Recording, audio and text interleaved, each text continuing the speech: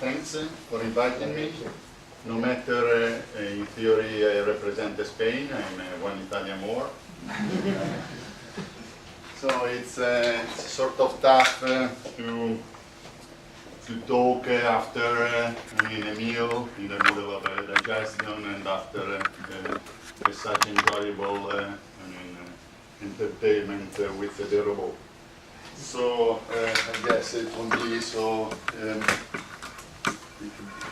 I wish it could be such good as the robot to entertain you. I'll do my best.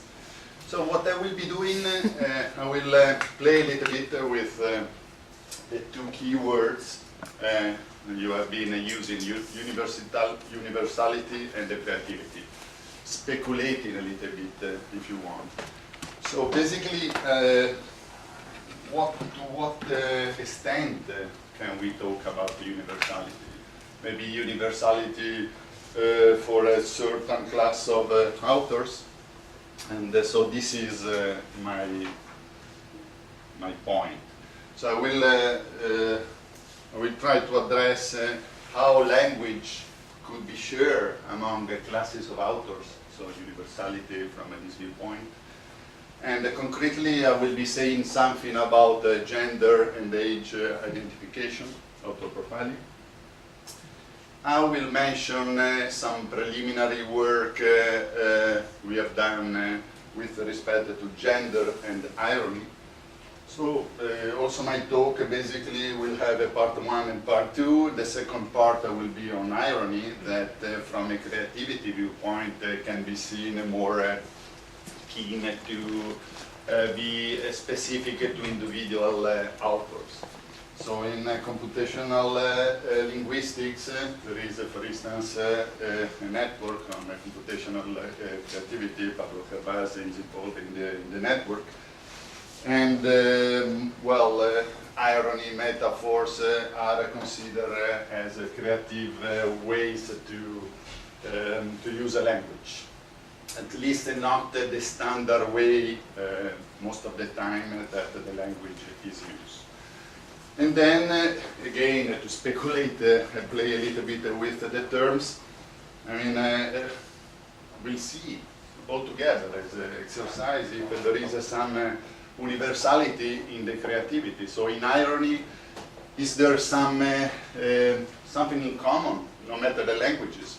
So actually, I had till yesterday only English samples, but after the talk where Icelandic was used, I said, okay, I will put back some Spanish and Italian examples that are certainly easier to understand than Icelandic. And so we'll see if somehow we are able together to find some language-independent triggers, linguistic mechanism that could trigger the ironic effect. So author profiling. As I said, the point is focusing not on a single author.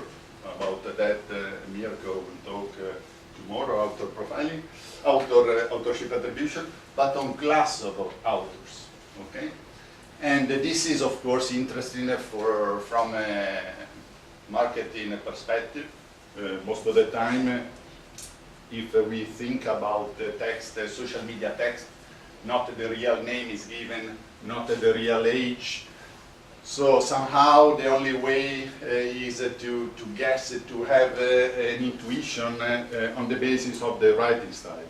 Okay, Statis tomorrow will talk more about the writing style, but this is the idea. And so from a marketing, from a forensic linguistics as well, it's very much important to have some insight about the gender of the writer, the age, the native language. No matter the message has been written in English, maybe the writer, the author has a native language, is French or Italian or Spanish, and personality profile. What characteristic from a personality viewpoint has the author? Fabio tomorrow will talk about this, so neurotic, extrovert, and so on. And also the emotional profile is quite important, so the 6 basic emotions can be investigated. So many are the dimensions, the aspects that could be investigated. So let's start investigating the first dimension, male and female. I will borrow this example as some research work by a colleague of ours, Moshe Koppel. And I will give you a couple of minutes if you could have a look at these two texts, and you should tell me, we should vote, who has been written by a male, and what is the text that has been written by a female, and why.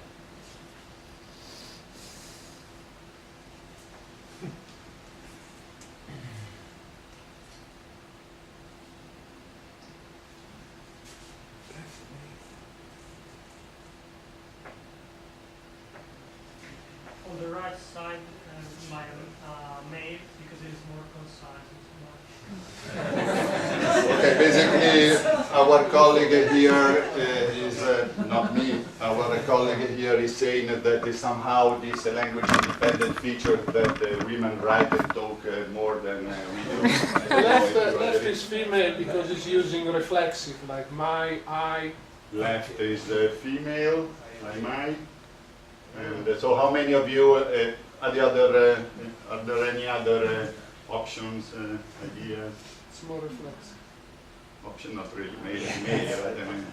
I think that since it's self-reflexive, as Mirko says, it's more male. More male. Yes. Instead you say more female. I would say more I'm male. confused. No, No? they agree. So Mirko now has a gender confusion. Left is female, so I agree with you. Personal.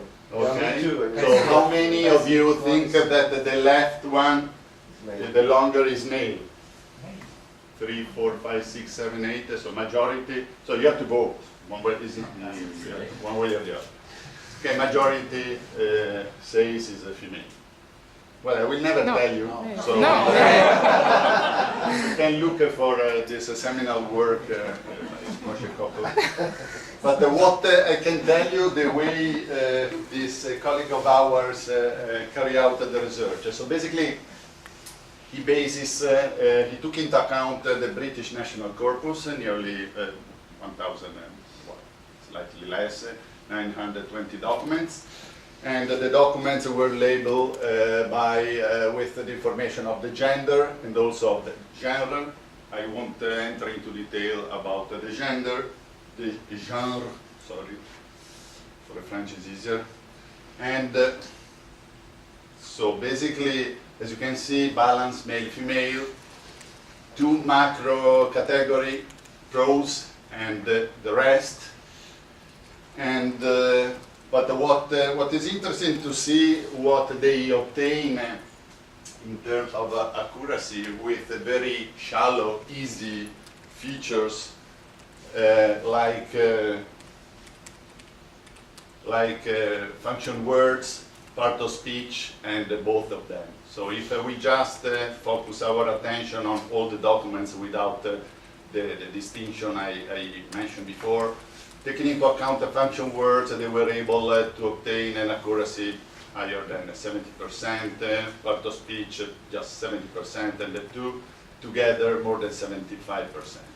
So it seems that the task is not so difficult, it seems. Then we'll look at some other results, especially when we have to deal with text of social media, so a lot of noise, accuracy is not so good.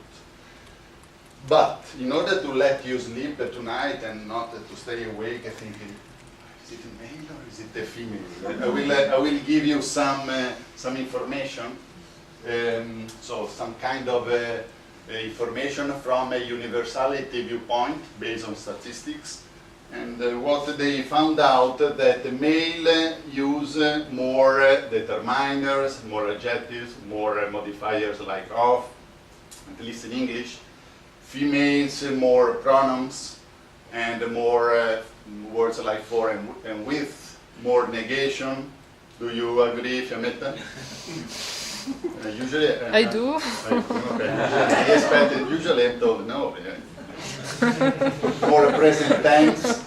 And so somehow it's interesting to see how words like pronouns, and there is a book sort of famous written by the psycholinguist James Pennebaker, The Secret Life of Pronouns, how pronouns and other words tell about us. Okay. So let's go back to the same example and let's find out who was right and who was wrong. So I'm not going to tell you, but you'll be able to understand. Okay, remember?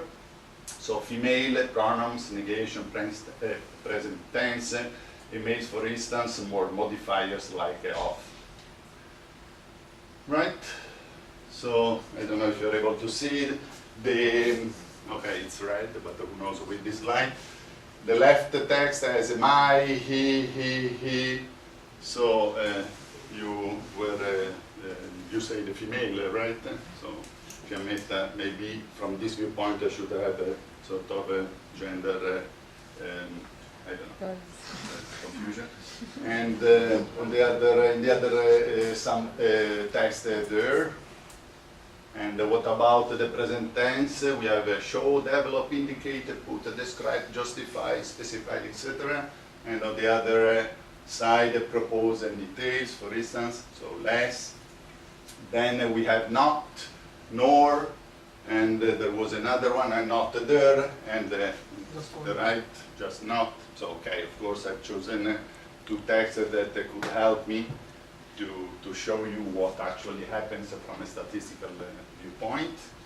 And then the modifier, no matter the text on the right is shorter, there are more off, as you can see. Okay. So let's try to make things more difficult. Let's now work with the social media text, and let's also think about the age. Okay? Age between 10, 20s, and 30s, this is a macro category. And of course, texts are shorter. We cannot really work with the frequency, but maybe with the slang. So in your opinion, what's going on here? Male or female? Male. Who said male? Male. Male. Males. Male. For males. Because Right. female, they don't So take when gestures. something goes wrong in your work, you immediately don't know post some a jets. message saying, I want to cry. Maybe yes, nothing wrong. But from statistical viewpoint, usually we have this problem that we don't show so much our emotions. So anyway, could be possible, but it's a female. And okay, teenager. I feel so rotten. I wanted to cry. I mean, sort of teenager, but it's okay. What about this example? Then we move forward. Because we are not talking about you. Taking person. And, Female. Man. okay, well, and the age. What is it? Would be somehow interesting here, looking at thinking about the possible age. Late 20s. 20s. Yeah, well, thinking base, sort of slang there. So yes, 20, and okay, was an age, but you know, I was more interested to underline this use of language, slang, and so on. So basically, what was done in one of the first and the seminal works by Moshe Koppel and company was to consider these three macro age ranges from 13 to 17, because it's important to focus on underage, then a gap there of 5 years, then 33, 27, another gap, and then till 48. Why the gap? Because the assumption is that our writing style changes with years, but it's not like today is our birthday, we blow the candle, and from tomorrow we start writing somehow differently. So it's better to leave at least one of the ways is to leave this gap like this one. And just to show you some kind of analysis that can be done and was done, this was a block corpus, 10 years old, so it's interesting later when we look at what was analyzed, the results. And so basically, the teenager seemed to talk more, to be worried about being mad, doing homeworks, maths, boring, and these sort of things. These are the kind of words they have. Of course, the frequency of these words is smaller in the other age ranges. We still do some maths, but we are not so bored so much. We've learned how to do it in the meantime, and so on and so forth. What are the worries about the 20s category? Okay, they live in an apartment maybe, and they attend the college. From time to time they go to the bar, they have some beer, some dating, not too much actually, but this is Americans. Right. And what are the worries of the 30s? The marriage, and so on, taxes, and as you remember. Sorry. Yes. Do you go further? Do you Well, go he to wants to know when is the No, cancer. we fall in the 30. Actually, I'm not falling just for 1 year. Okay, this macro range category is because basically there weren't enough posts, and secondly because the writing style doesn't change so much later on. So thirdly, we don't know. But as I told you, it's this corpus is 10 years old. So there isn't the magic, unfortunately, word like a crisis. Otherwise, it would be there. I'm pretty sure. But 10 years ago, and moreover in the States. So, no. Even maybe somehow more interesting, having a look at what are the differences between men and women. So men. Taking into account the categories of this resource, the linguistic inquiry and word count resource developed by the psycholinguist I mentioned before, The Secret Life of Pronouns, James Pennebaker. So males seem to, talk more about a job, going to the job and making money, sports, TV, maybe not even playing sports, but watching sports on TV. And this sort of, are the words of the male.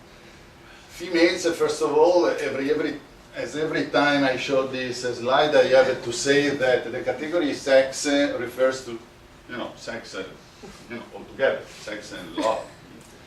And first of all, I don't know what women talk about their posts, but the category Pennebaker call as sex should maybe call as love. And so they talk more about sex, love, and family, eating. Probably not because they like eating more, but they have to prepare dinner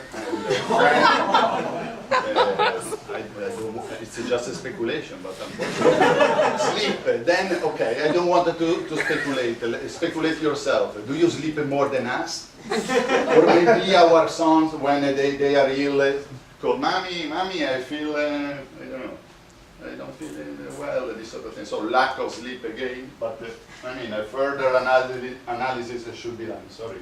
No, I was saying I could infer from your speech that you are Italian. Yes, I am lucky to have, well, my wife is Spanish, but I am lucky because she knows how to cook. Irony, sorry. And, but it's the second part of that. And about the emotion, so women, as we know, apart from those who post, when they feel like a crying immediately, they're feeling, we know that usually, no matter positive, negative, women used to express their emotion more than us, more than we do. And then last, kind of exercise analysis they did was to focus on the words, the 1,000 words with the highest age information gain, and the 1,000 words with the highest gender information gain, and they plotted these 360 words in order to see if somehow, there were words that were used, in a sort of a continuous way, or the way at the same time there were words like this outlier that mainly they were used by female in their 30. Make a guess. Females, especially for you, females in your 30s, what would you talk about? Football cup. The females? It was a joke. Ah, okay, sorry, I'm supposed to talk about irony, and I'm still focused on the first part. Okay. And any guess? No? Children. Marriage. Yes, basically a husband. Again, I don't want to speculate if they speak positively about husbands or they started to be tired. Ironic. Yes. You just do some sentiment analysis. Exactly. Right, so this was somehow to introduce you to the topic, borrowing these examples and work by Moshe Koppel. And last year, together with Moshe Studies, we organized a task in the framework of the PAN Lab at CLE, and focusing especially on author profiling in social media, so age and gender detection. So PAN is a lab, is a track in the framework of the Conference and Labs of the Evaluation Forum, CLE, and focuses especially on detecting plagiarism, and these were the three, and actually they are still the three tasks of last year and this year: plagiarism detection, author identification, studies in charge, and the author profiling also. So if you are interested in knowing something more, we collaborate very much. Actually, they are, like a European Union style. Our Merkel colleagues, and so everything is centralized there. Corporate, available proceedings, and everything is there. So we were quite happy. At least last year, we had the last submission this year. We had 21 at the end, the teams submitting results from all over the world. Unfortunately, here there is a white spot on France, but in the past we had also French teams. And the numbers are always very boring, and after, in the digestion time even more. But what I wanted just to show you, the low accuracy of the best teams. So in English, gender, not even 60%, age, 3 category, 64, 65, more or less. In Spanish, gender a little bit better, 64, because there are some language marker, and the age approximately the same like in English. So as you can see, social media and short text, a lot of noise, and accuracy decrease quite a bit. So the task is very challenging, and a lot has to be done. Right, we try to approach it from an emotion viewpoint. So to see if somehow the way emotions are used together with some sort of a classical stylistic features could contribute in identifying age and gender. So if somehow there is some universality between, for instance, the female and males in the use of emotions or with respect of the age groups. So we use typical stylistic features like word frequency.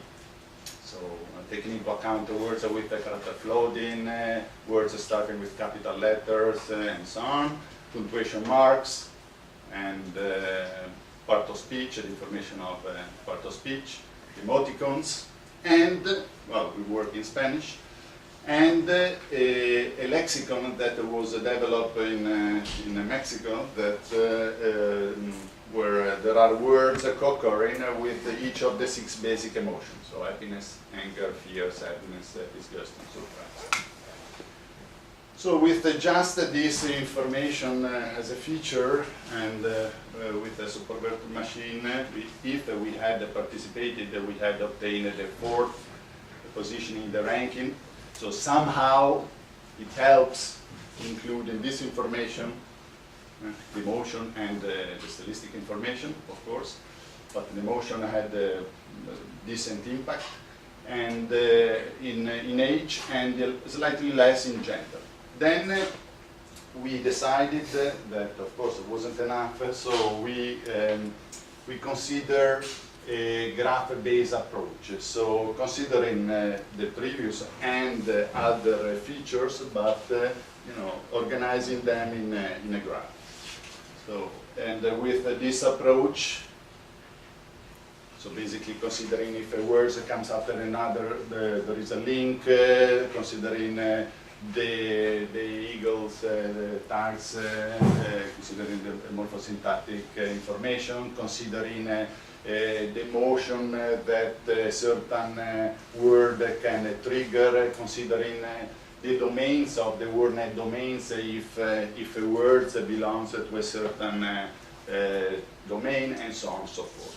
So with this approach, so then extracting features based on graph theory, like centrality, measures like betweenness, eigenvector, all the estimation of the density of certain part of the graphs, how is it connected. And with the superverter machine, we were able to improve a lot. Well, not so much, but at least in the ranking, we were able to improve our performance. So this is basically what I was explaining very superficially before. And if this is not clear, this is just a zoom. Maybe this picture is, well, not really, but this is the kind of information we had when we tried to link all the words with this semantic and emotion information. And I don't know if you're able to read. Here are the 6 basic emotions. Then it was possible to do an analysis to see if there was a certain difference between males and females in the use of emotions, at least in the fun corpus, the social media corpus we work. Not really. Okay, males had to a little bit disgust, more disgust, expressing more disgust than females. Females a little bit more sadness, but wasn't statistically significant. So we went a little bit further. We considered the Levin taxonomy with respect to the verbs. So verbs that refer to emotion, feel, love, want, language, say, tell, speak, understanding, know, think, understand, perception, see, listen, and will, must, forbid, allow. And there actually, yes, we could see that the females tended to use more verbs related to emotion, and males, for instance, a little bit more verbs related to language. What was somehow interesting, and I'm saying so in order to be nice, and but nice with the female gender here. Well, first of all, somehow gender-independent behavior, as you can see, unfortunately, or this is life. I mean, when we grow up, we tend, females, but also males, to use less verbs that refer to emotion. So we tend to express less emotion, apart from some exception. And but this is the trend. And with respect to understanding, I mean, if you look at this, so each color refers to one of the age group. If you look at this graph, seems actually it is that we understand more. I mean, at least we use more verbs. We as males use more verbs that refer to understanding, and women don't. But if you look at what we reach, I mean, in our 30s, we reach the level of the women when they are teenagers. So you can speculate and make jokes with us in these days, no problem. But this was what the information we extracted. Then we carry out some preliminary works, once more in Spanish, in Facebook this time. So approximately 1,200 messages were tagged by 3 people, 2 females and 1 male, taking into account well, the 6 basic emotions, Ekman 6 basic emotion, and the gender and the irony. So I mean, basically this was the information, the gender, because in this case it wasn't inferred by the writing style. It was written in the Facebook profile, and then the 3 annotators had to say if you know the post was ironic, and if somehow there were I don't know, I mean, surprises, some emotion. So we were interested to start investigating some correlation between well, gender and irony, but especially emotion with. And if you look at the results, I mean, it's as you can expect, irony is very subjective. We didn't give any instruction to the annotators. One found 15% of posts as ironic, very strange. The other 2 were somehow tuned, 4% for 33. So basically, just 42 of the total of 1,200 comments were considered ironic by 2 out of 3 annotators. Okay, so less than 4%. And 3 were the categories: football, politics, celebrities. And the category in which there were more ironic comments was politics, not so many, 27, but compared to the other 2, a lot. I don't understand why, living in Spain and talking about Spanish politician. And, but anyway, I think that in Italy, and recently also in France too, I mean, you could have some ironic comment about politicians, but it's a fact.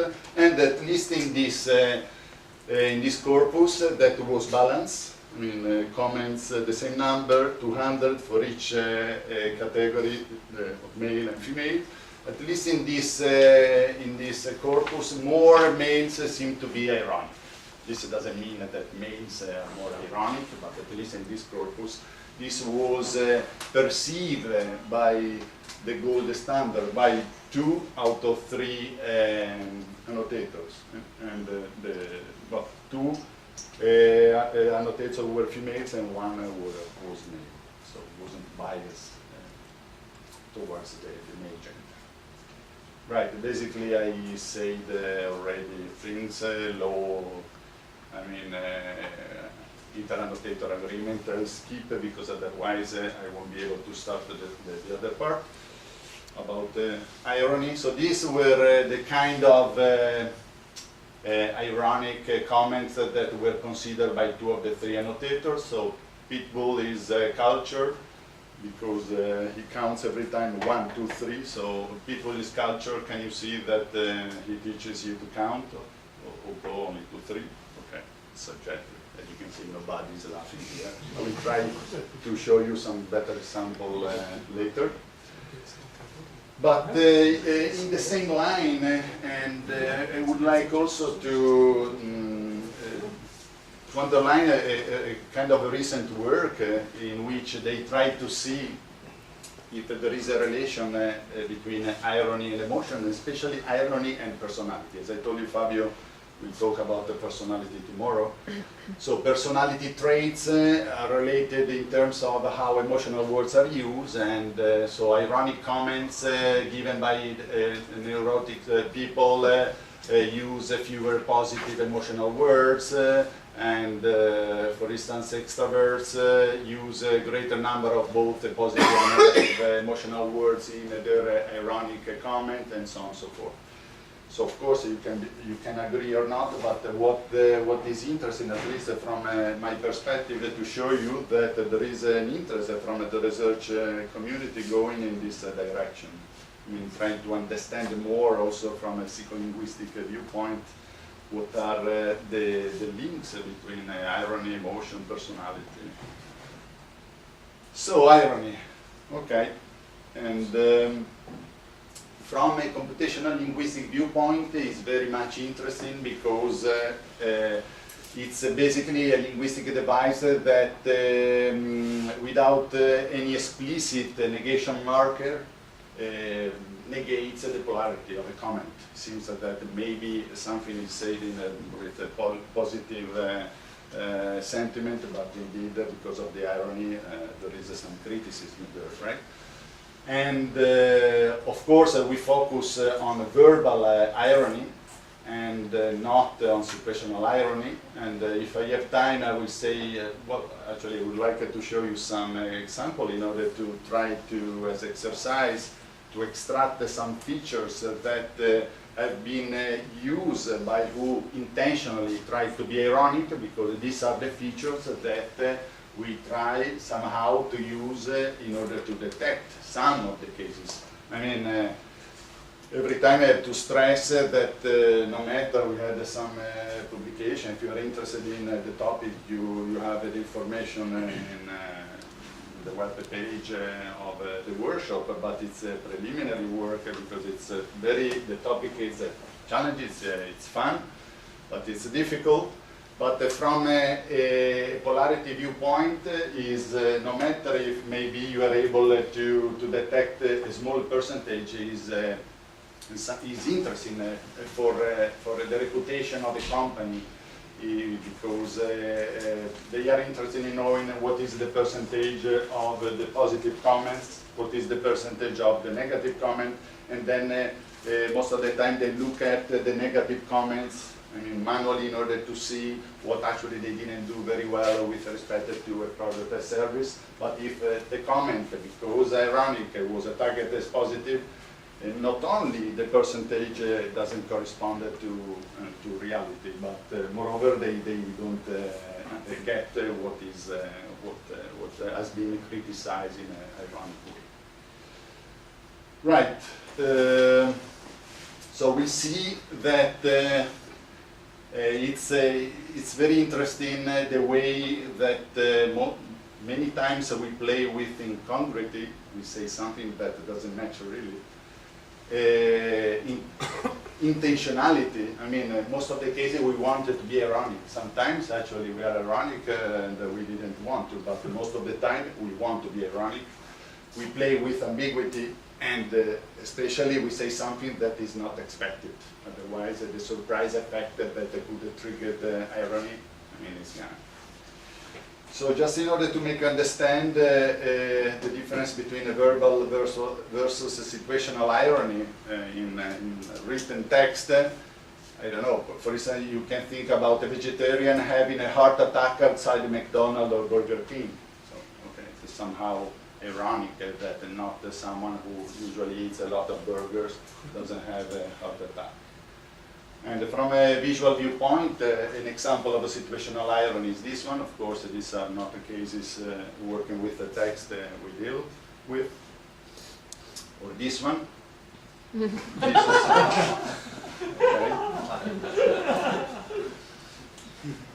We work especially with social media text and with Twitter, and it's very much important for reputation in social media. So if you remember some years ago, Toyota had some problems with the brakes and accelerator, No matter that, my wife bought a Toyota, and now she complains because the accelerator doesn't work properly. This is another story. So Toyota's new slogan, moving forward. This was the slogan, even if you don't want to. Okay, so this is Toyota moving forward, yeah, because you have a 40 brakes and jump accelerator. Okay, and look at this example because we started to understand some of the way people try to joke. My car broke down. No, I bought a Toyota so that it wouldn't break down. So this is kind of ambiguity from a morphological viewpoint. And then Cerner recruiting engineers from Toyota for further improvements to their particle accelerator. I'm concerned. Yeah, okay, it's fun, but think about detecting automatically cases of this. It's not really fun. This is what my PhD student more than once told me. Okay, it's fun, but... So the first step is relying somehow on the wisdom of the crowd, the hashtags that are given. Irony, this doesn't mean that necessarily is ironic, but it could be a first filter to focus on, and then maybe to ask 3 annotator to manually tag and to select, as a subset, the one that was considered as ironic by 2 out of 3. Or, I don't know if you are familiar with this example of the three words, moon, short sleeve. And this is an example, it's not the only one, of a viral effect that ironic comments cause. And since then, Amazon actually started to be quite interested in detecting irony. Because it boosted many people started to buy this t-shirt. So basically, someone bored one day started to say, "Oh, I bought this t-shirt, and but once I tried on, so it doesn't have anything special. But once I tried it on, that's when the magic happened. Magic happened. After checking to ensure that the shirt would properly cover my girth, I walked from the trailer to Walmart with the shirt on, and I was immediately approached by women, blah, blah, blah." And so, okay, at the end of the story, a lot of these items were sold, and of course, you could find not only these 5 stars ironic comments that were considered ironic also by mass media, BBC and so on. So we base on this already somehow validated from ironic viewpoint tagging. And of course, sometimes you found the comments like, "Hey, what's going on here? I've been wearing this t-shirt since 1 week, but no woman approached me." From the Amazon point of view, what was somehow interesting that they sold a lot of this t-shirt. Then there are many other cases, Tuscany milk, and if you look with viral effect, viral marketing, or simply the name of the t-shirt, you'll find many samples. Another difficulty is distinguishing between irony, sarcasm, or satire. Satire usually refers to politics, but irony, sarcasm is not always so easy.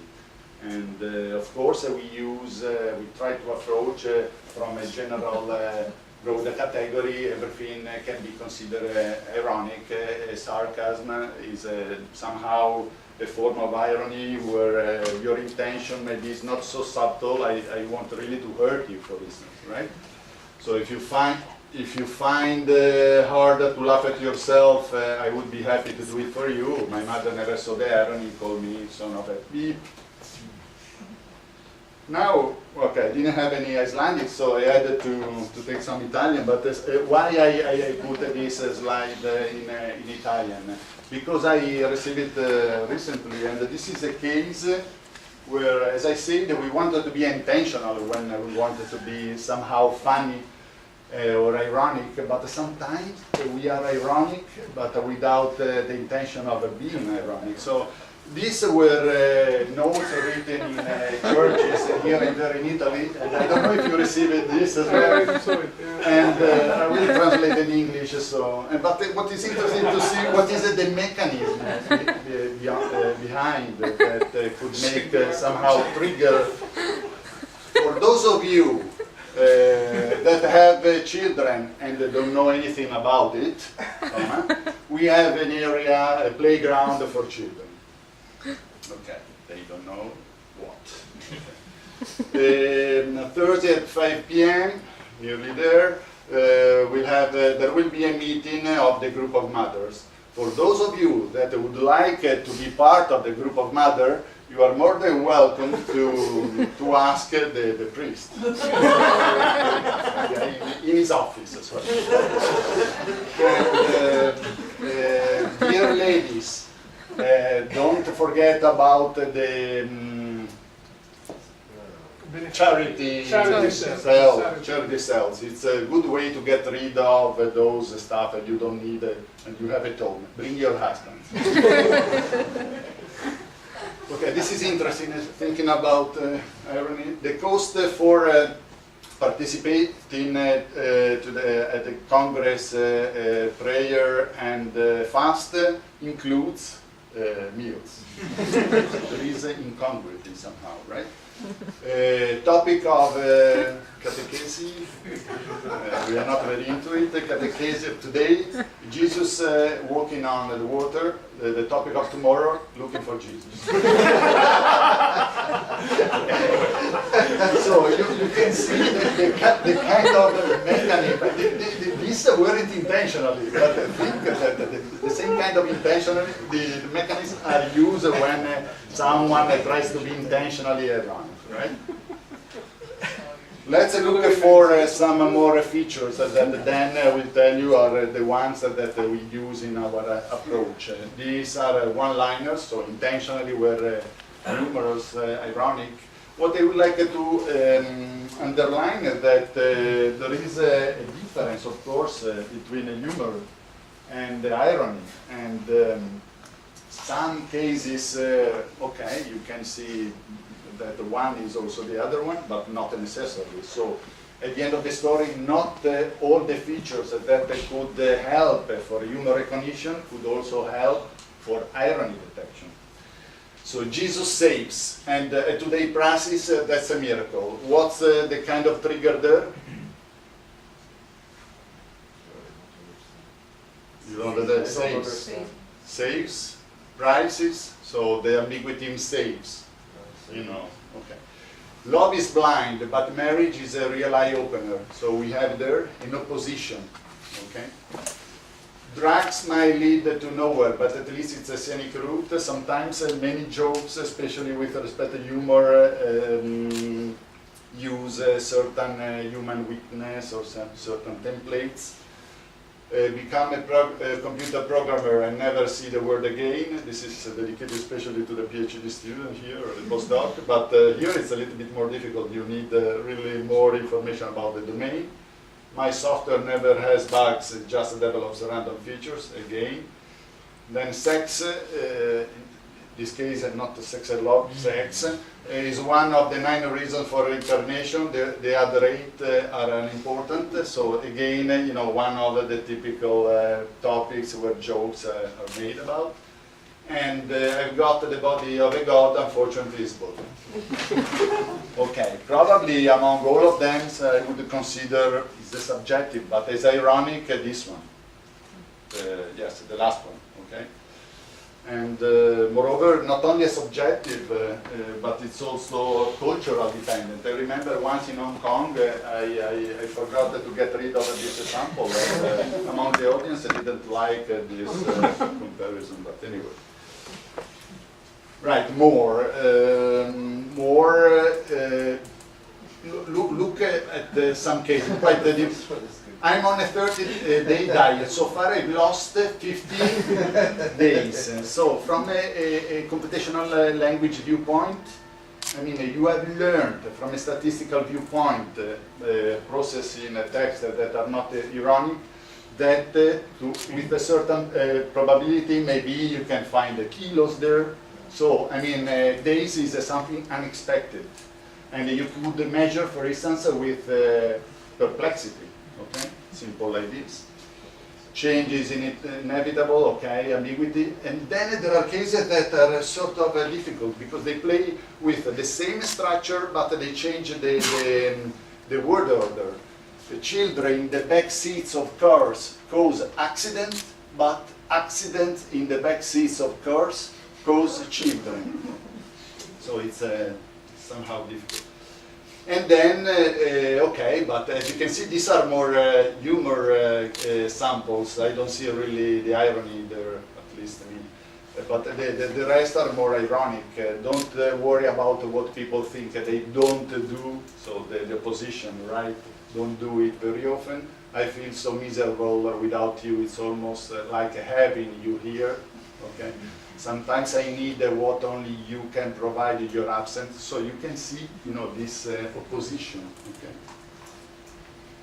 Right, and this is the way we started the approaches. So we actually, in the first experiment, we use basically the most of the features we use for humor recognition, seeing to what extent we were able to detect also irony. So we use n-grams of words, the n-grams of part of speech, the polarity of words, the emotional content, take into account the words that had emotional meaning, so word net effect, and also interesting the pleasantness. If you, especially if you try to be funny and ironic, maybe sarcastic, not so much, but there is somehow a certain degree of pleasure in what you are saying. So this is one of the dimensions of this dictionary, Whistle Dictionary, that was targeted by psycholinguists.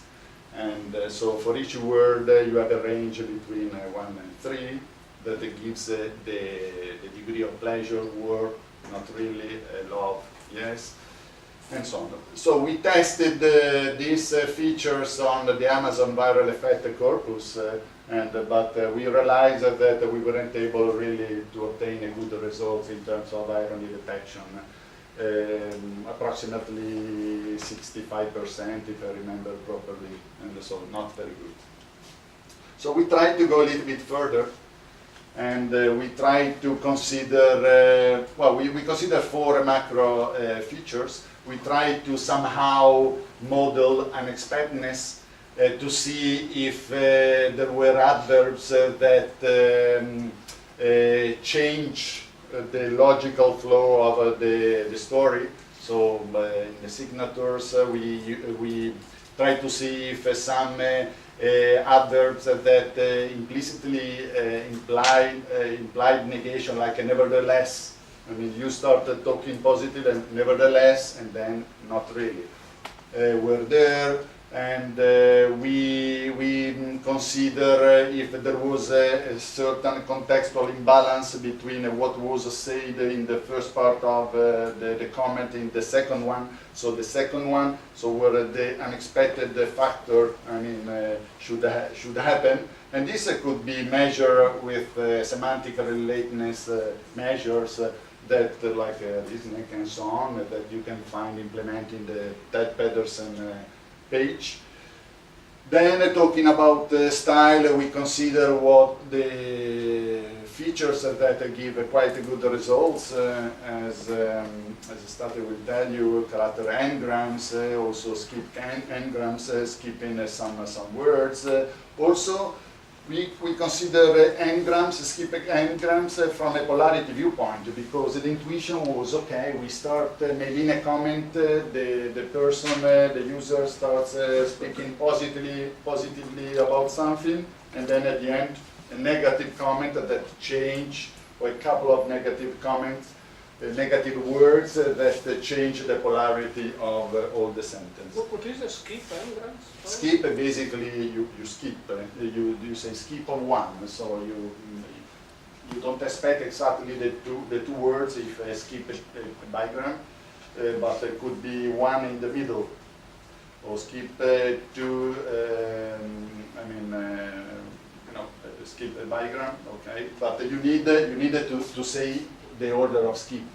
So skip 1, skip 2, and so. And how many of these are automatic, or you need No, of manual? course, all of them. All of them. Yeah, you Even calculate. the contextual imbalance, temporal imbalance, they are automatic. You can. These are features that were given to a superconductor machine, and so the classifier was trained on with the train set, and then data set, and then tested on the evaluation. But then on the evaluation, you have to extract this feature. On You the can do it- evaluation, yes, you have to you do it automatically. need somehow to identify, these features among the tests that you have to evaluate. Automatically. Yes, classifier. Yeah, 5 minutes, right. So go faster. Emotional context apart from the pleasantness dimension of the Whistle dictionary, we also use the activation dimension, so the degree of response that the humans could have under an emotional state. If a certain word is read, again, range between 1 and 3 imagery, how difficult it is to have a mental picture of a word, because sometimes irony plays also with this ability of make you having a mental picture of what is going on.